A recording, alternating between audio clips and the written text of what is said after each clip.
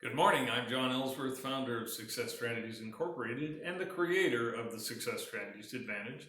I want to welcome you to today's presentation. I've entitled this, It Worked How Well? Have you ever stepped back from your operation and realized that some tasks were just not being done in the most optimal manner, or perhaps often enough? I think we probably all have at times. And I went through this exercise with my business coach, Dan Sullivan of The Strategic Coach. I want to give him credit for this exercise. It was entitled, It Worked So Well, I Quit Doing It, which sounds like a funny title, doesn't it? But I realized that in my own operation, that one staff member left. No one picked up one of the tasks that person had been doing. And for a while, you know what? It worked well. We were okay, we were covered. I sort of took it for granted. But eventually it surfaced, and then I went, ouch, this is not working. So we studied the matter and determined one thing. We essentially had not trained sufficiently, and as so often happens, the solution surfaced, but only as a result of the problems we ran into. The solution was this, what we call task worksheets.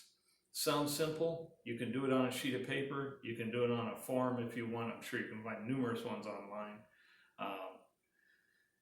These were created for each task, each basic essential task in our operation. These task worksheets were created by the person that's responsible for that task.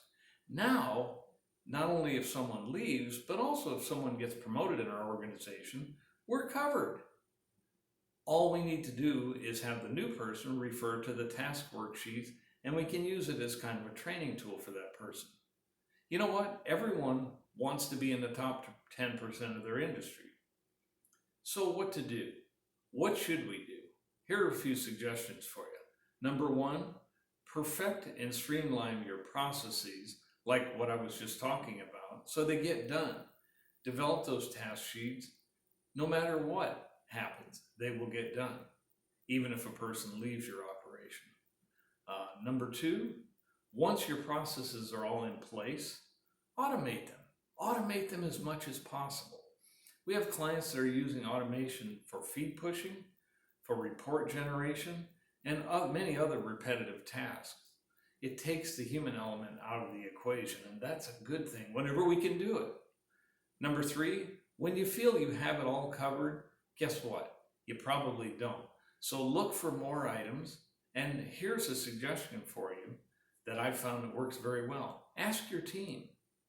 Ask your team what needs to be covered, added to the task worksheets. I did, and you know what? They came up with the answers because they know in the daily operations what we need to do, what we need to include these for.